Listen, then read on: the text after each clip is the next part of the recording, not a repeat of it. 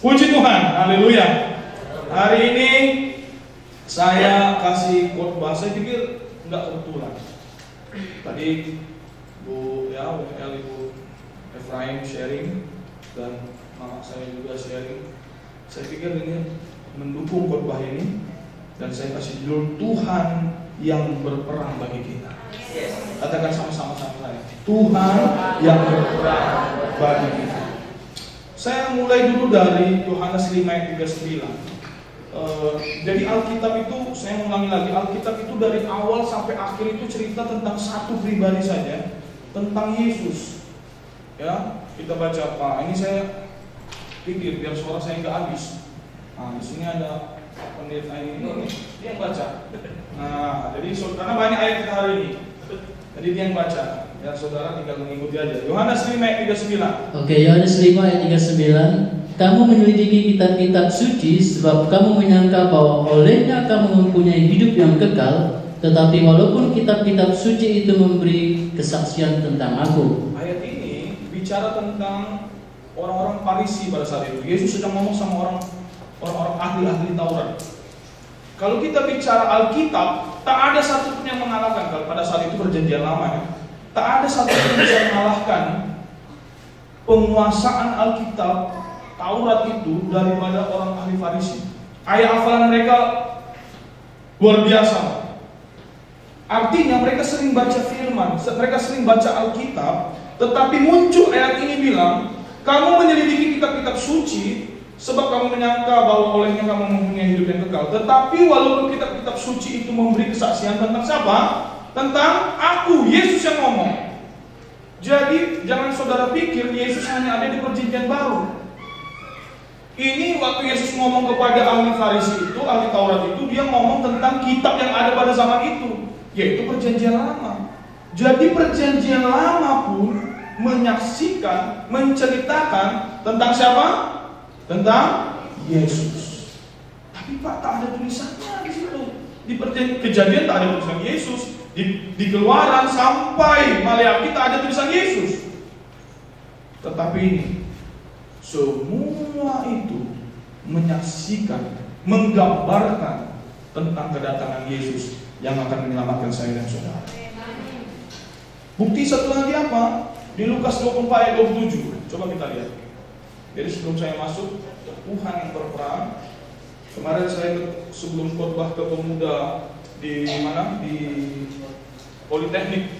Ketika saya renungkan, saya lagi nunggu Pak Joshua makan siang, muncul tema khotbah kita hari ini. Nah, kita baca dulu Lukas 24 ayat 7. Baca Pak Joshua. Lukas 24 ayat 7. Lalu ia menjelaskan kepada mereka apa yang tertulis tentang dia dalam seluruh kitab suci, mulai dari kitab-kitab Musa dan segala kitab nabi-nabi. Amin. Ini kisahnya pada saat itu ada murid Yesus yang sedang berjalan. Mereka pada waktu itu Yesus sudah mereka mendengar bahwa Yesus sudah bangkit, kubur sudah kosong, tapi mereka masih ada ketidakpercayaan, mereka masih ada keraguan dalam benaknya. Dan ketika Yesus muncul di situ, ayat itu mencatat Yesus berada di tengah-tengah mereka. Jesus was in the midst of them. Jadi Tuhan itu kesukaannya berada di tengah-tengah orang percaya. Ketika Yesus disalib, dia di mana? Di tengah-tengah penjahat. Dan saya percaya hari ini juga Tuhan Yesus ada di tengah-tengah kita orang-orang percaya. Amin. Alkitab berkata 2-3 orang berkumpul, Tuhan hadir. Ya, jadi kesukaan Tuhan itu hadir di tengah-tengah kita. Nah, ayat ini menjelaskan, Yesus lagi menjelaskan kepada murid-muridnya tentang dirinya dari seluruh kitab suci. Pada saat itu perjanjian lama, saya ulangi lagi.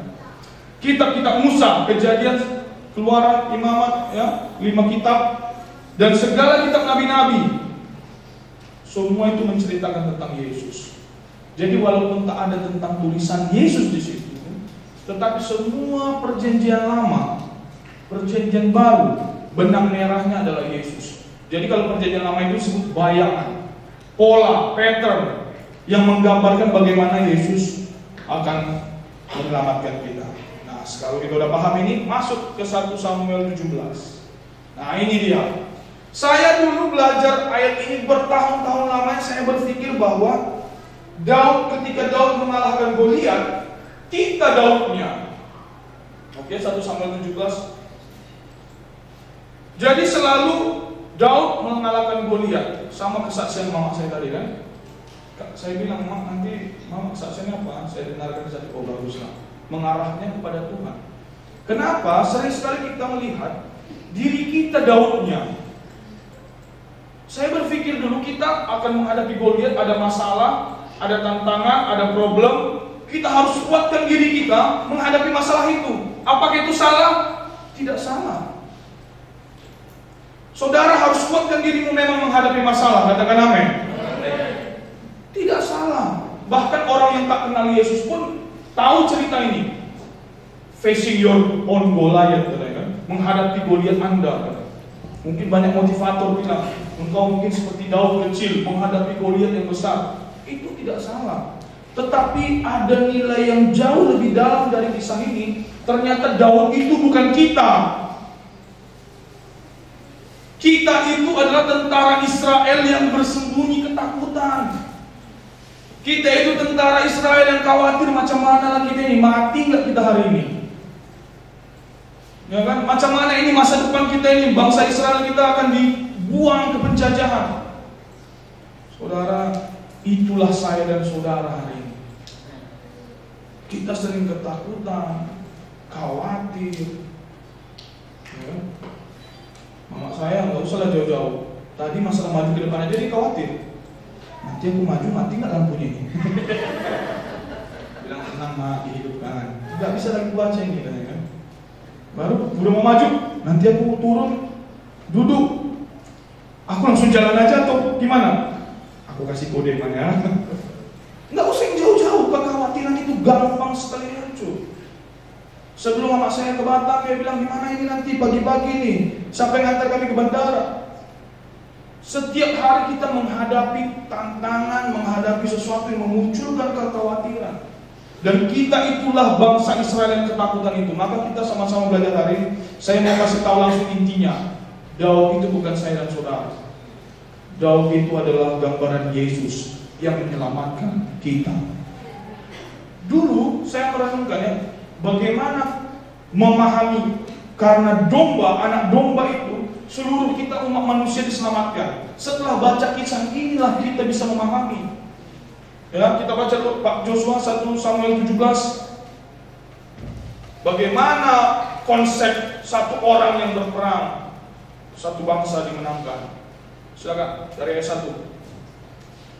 1 Samuel 17 ayat 1. Orang Filistin mengumpulkan tentaranya untuk berperang. Mereka berkumpul di Soko yang di tanah Yehuda dan berkemah antara Seko dan Azeka di Efes Damim. Saul dan orang-orang Israel juga berkumpul dan berkemah di lembah Terbati. Mereka mengatur barisan perangnya berhadapan dengan orang Filistin. Orang Filistin berdiri di bukit di sebelah sini dan orang Israel berdiri di bukit sebelah sana dan lembah ada di antara mereka. Lalu tampillah keluar seorang pendekar dari tentara orang Filistin, namanya Goliat. 6 hasta sejengkal. Ketopong tembaga ada di kepalanya dan ia memakai baju zirah yang bersisik. Berat baju zirah ini 5.000 sikal tembaga. Dia memakai penutup kaki dari tembaga dan di bahunya ia memanggul lembing tembaga. Dia memang luar biasa kali si Goliat ini. Dia persiapan yang lengkap, badannya besar, dia tentara yang terlatih. Terus gagang tombaknya seperti pesa tukang tenun dan mata tombaknya itu 600 sikal besi beratnya dan seorang pembawa perisai berjalan di depannya. Ia berdiri dan berseru kepada barisan Israel, katanya kepada mereka, "Mengapa kamu keluar untuk mengatur barisan perangmu? Bukankah aku seorang Filistin dan kamu adalah hamba Saul? Pilihlah bagimu seorang dan biarlah ia turun mendapatkan daku. Jika ia dapat berperang melawan aku dan mengalahkan aku, maka kami akan menjadi hambamu. Tetapi jika aku dapat mengungguli, nah ini belum sarapan kayak ini. Mengungguli dia dan mengalahkannya, maka kamu akan menjadi hamba kami dan takluk kepada. Stop dulu, biar minum dulu dia ya. Jadi konsepnya ini di sini dijelaskan loh. Jadi pada saat itu bangsa Israel setiap perang menang. Bangsa Israel lagi di atas daun ini. Kalau kita sering yang nonton bola namanya winning streak, lagi dalam kemenangan beruntun. Dan Raja Saul itu dikenal, dia panglima perang yang hebat. Dan satu kali pada saat ini bangsa Filistin muncul dengan satu ide, kalau kita rame-rame kalah terus. Coba kita muncul dengan ide baru. Kenapa enggak kita pilih yang terbaik satu? Mereka pilih yang terbaik satu, berperang. Siapa yang menang, maka memenangkan pertempuran. Tak perlu semuanya, tak perlu banyak korban. Hanya satu aja yang berperang, one by one. Dan dia yang kalah menjadi budak yang menang. Jadi ini konsepnya Bapak Ibu. Makanya ketika tadi saya sampaikan, Tuhan yang berperang bagi kita, bukan saya dan saudara. Maka ada istilah, waduh aku lagi, apa namanya istilahnya ya, burnout. Bahasa Indonesianya itu kecapean, letih melayani Tuhan. Kenapa? Karena kita pikir kita Daudnya, kita yang berperang. Bukan. Kita hanya perlu, nanti dulu ya, langsung saya selesaikan khotbah saya bulan nanti. Jadi itu tadi ya. Jadi konsepnya muncul di sini.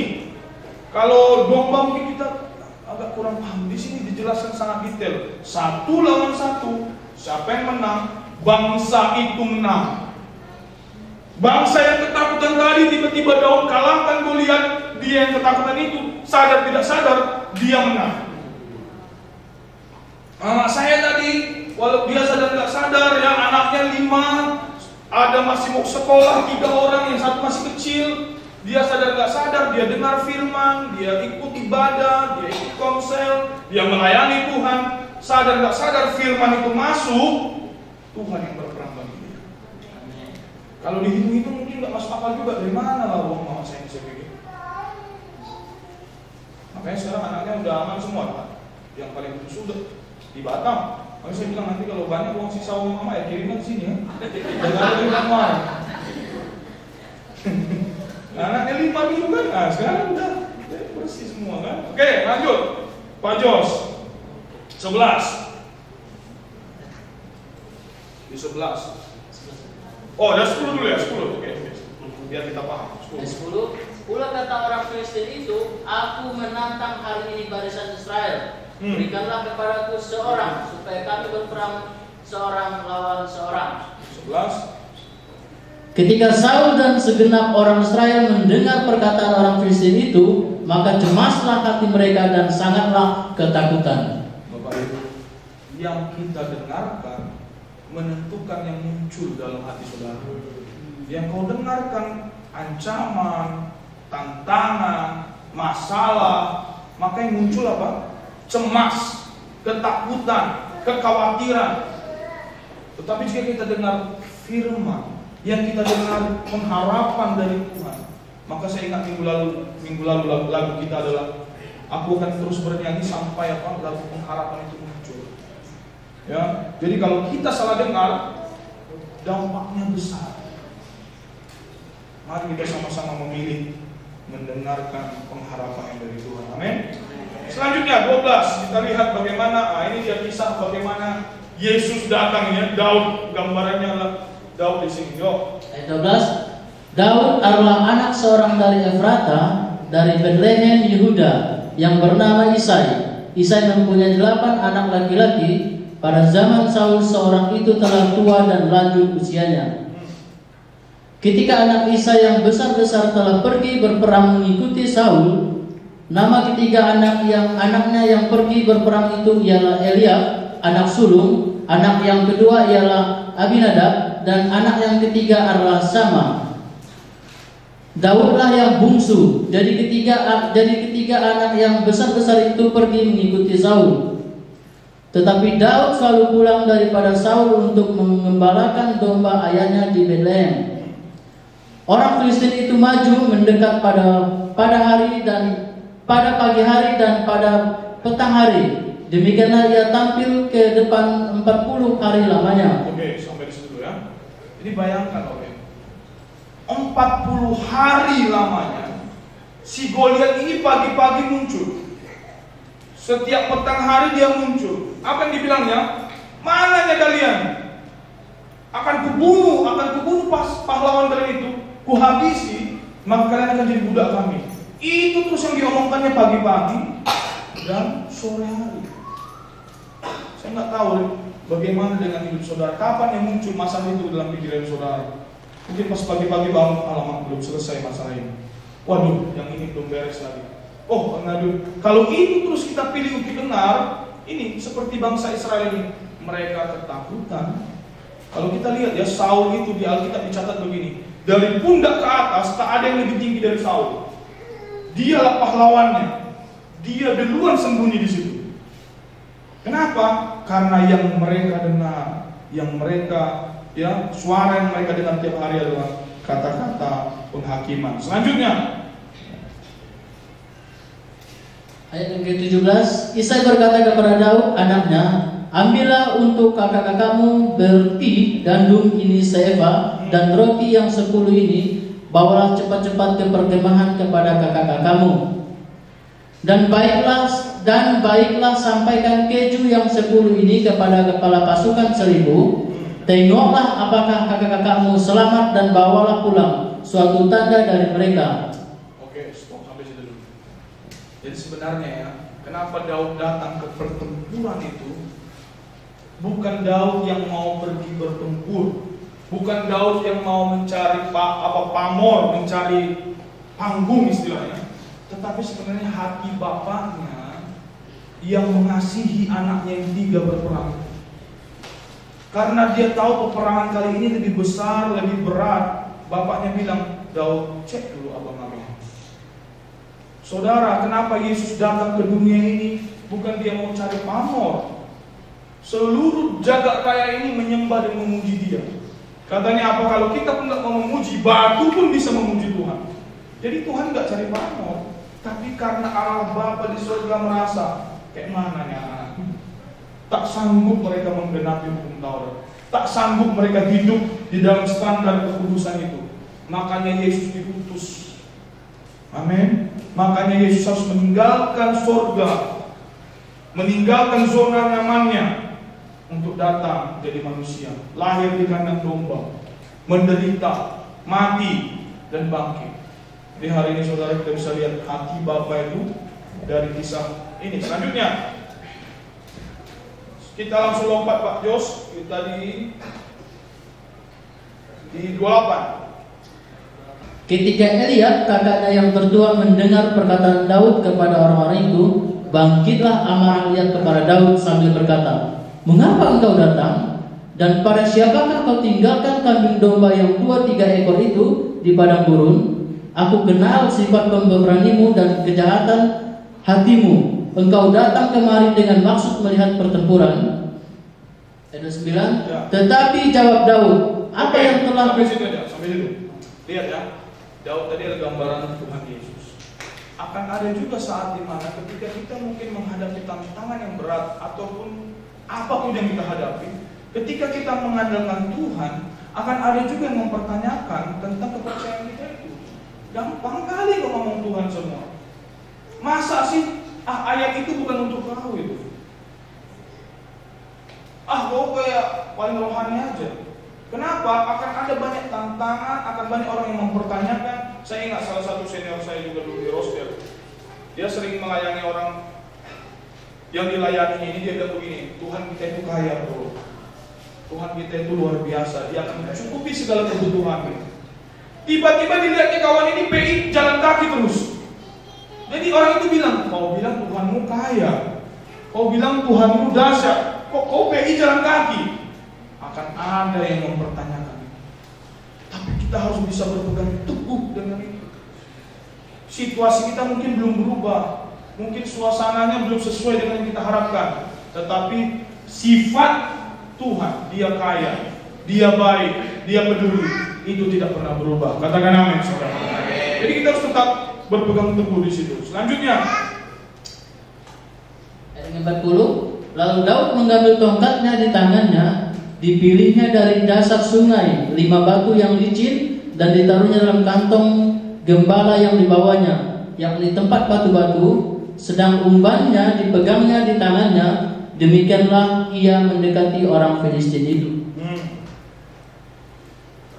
Ayat 1, orang Filistin itu kian dekat menghampiri Daud dan di depannya orang yang membawa perisainya.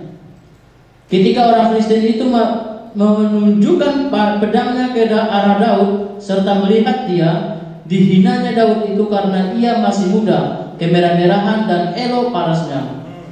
Ayat 3, orang Filistin itu berkata kepada Daud, anjingkah aku, maka engkau mendatangi aku dengan tongkat. Lalu demi para allahnya, orang Filistin itu mengutuki Daud. Si Goliat pun merasa diejek kan? Terus Ayat 4, pula orang Filistin itu berkata kepada Daud, hadapilah aku, maka aku akan memberikan dagingmu kepada burung-burung di udara dan kepada binatang-binatang di padang. Tetapi Daud berkata kepada orang Filistin itu, engkau mendatangi aku dengan pedang dan tombak dan lembi, tetapi aku mendatangi engkau dengan nama Tuhan semesta alam, Allah segala barisan Israel yang kau tantang itu. terus Hari ini juga Tuhan akan menyerahkan engkau ke dalam tanganku, dan aku akan mengalahkan engkau dan memenggal kepalamu dari tubuhmu. Hari ini juga aku akan memberikan mayatmu dan mayat tentara orang Filistin kepada burung-burung di udara dan kepada binatang-binatang liar, supaya seluruh bumi tahu bahwa bahwa Israel mempunyai Allah. Amin. Sampai situ dulu Pak Jus. Sudah capek aku ini. Jadi saudara, yang berperang itu bukan bangsa Israel yang di belakang. Jadi yang di belakang itulah kita. Hari ini yang kita perlu lakukan adalah percaya kepada yang gambaran Yesus itu Daud. Yang kita harusnya percaya hari ini kepada Yesus. Mereka nggak tahu anak ini kecil, dia bukan tentara, dia tidak terlatih, dia tidak pakai perlengkapan perang. Tetapi yang mereka tahu, karena mereka ini loh harus percaya. Kenapa? Karena kalau Daud kalah, mereka jadi budak loh. Jadi mereka mengambil posisi di situ, walaupun mereka melihat dia tidak seperti yang tidak jelas, mereka mengambil sikap percaya kepada Daud. Hari ini saudara, mari kita sama-sama juga mengambil sikap hati. Memang dikatakan di Roma 10 itu begini, mengaku dengan mulut, percaya dalam hati. Jadi tempat firman itu ada di mulut dan di dalam hati, bukan dalam pikiran. Karena di dalam pikiran kita ini memang inilah medan pertempurannya. Banyak ini, kayaknya nggak mungkin, kali-kali yang pintar matematika kayaknya lebih mantap lagi hitung-hitungan, kayaknya nggak bisa, minus. Tetapi sepanjang mulut kita, pengakuan kita dan hati kita percaya atas apa yang firman Tuhan katakan, pikiran kita itu bisa tunduk kepada firman. Ada amin. Pikiran kita itu ditundukkan, diserahkan kepada kebenaran firman. Maka saudara, hari ini yang perlu kita lakukan hanya percaya. Yohanes 6:29 berkata begini. Pada waktu itu ada orang datang kepada Yesus, mereka bilang begini, Tuhan, apa yang harus kami lakukan agar kami masuk ke dalam kerajaan Allah? Tuhan Yesus bilang begini, percayalah kepada Dia yang diutus oleh Allah, yaitu dirinya sendiri, Yesus. Saudara pikir bagaimana menyelesaikan satu masalah atau tantangan hidup atau apapun itu, kita selalu logika kita apa yang harus lakukan, dan yang kita pikir lakukan adalah tindakan. Bukan berarti kita nggak ngapa-ngapain, tetapi satu yang paling utama kita perlu lakukan adalah percaya. Percaya kepada siapa? Percaya kepada Tuhan Yesus. Jadi hal-hal sederhana begini Tuhan urus. Hal-hal yang besar Tuhan urus. Berarti tidak ada yang terlalu kecil, tidak ada yang terlalu besar di mata Tuhan. Saya selalu ingat Pak Gembala senior kita, Pak Yohanes, parkir di mall pun dia doakan. Saudara, waktu susah dapat parkir, apa yang saudara bilang? Kami kemarin mau jemput siapa ya? pembagian sembako ya Pak Joseph. Iya. Parkirannya susah. Memang omongan kita langsung gampang itu ngomel. Kamu saya ingat Pak Joseph, kami dapat parkir di depan pintu. Bukan cuma dapat parkir loh, di depan pintu. Saudara, hari ini mari kita sama-sama punya iman yang seperti itu. Percaya Tuhan sanggup. Bukan dengan kekuatanmu, bukan kita Daudnya, kita pasukan yang di belakang, dan percaya Daud akan memenangkan. Amin. Jadi peperangan kita hari ini peperangannya Tuhan. Ya kan? Keluaran 14 ayat 14. Keluaran 14 ayat 14. Tuhan akan berperang untuk kamu dan kamu akan diam saja. Amin. Kita baca sama-sama ya. 1, 2, 3 ya.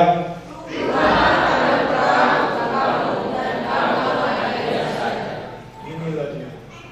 Semua peperangan bangsa Israel di perjanjian lama, kerajaan bangsa Israel unik-unik. Ketika mereka menghadapi tembok Jeriko, Tuhan suruh mereka ngapain? Keliling. Keliling aja. Temboknya besar. Keliling aja. Tentaranya hebat. Keliling aja. Terakhir mereka bersorak-sorai, temboknya roboh. Ketika Yosafat menghadapi 3 bangsa yang besar, Tuhan bilang apa? Bikin tim pujian penyembahan. Saudara, ketika engkau di rumah saya, ya, diberkati juga dengan konsep yang dibagikan oleh Pak Prof. Supri ya. Jadi di keluarga kita tuh perlu dibangun, ya, apa namanya, baik Allah di sini. Jadi saya dengar konsepnya sederhana aja. Jadi kayak saya lihat juga di tempat Mislistra, dan saya percaya di beberapa keluarga yang lain, saya mau katakan ini bagus kita adopsi di setiap keluarga kita. Mungkin saudara pikir cuma nyanyi-nyanyi rohani. Ketika Yosafat itu nyanyi memuji Tuhan, 3 bangsa yang besar itu kebingungan. Ya masalah kita iblis pun bingung, ini udah aku kasih masalah kok nyanyi terus Pak Mentari. Kayaknya agak lain ya. Bukan kita yang bingung menghadapi iblis, iblis yang bingung menghadapi kita. Amin. Kita bisa mengucap syukur dalam segala hal.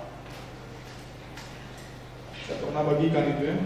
Saya sebenarnya rindu kalau cuma kita di sini tiba-tiba undang saya, Pak Gem, datang dulu rumah Pak, kita ada acara makan-makan. Kenapa? Ucapan syukur Pak. Ada apa? Ya Pak, anak saya tidak naik kelas.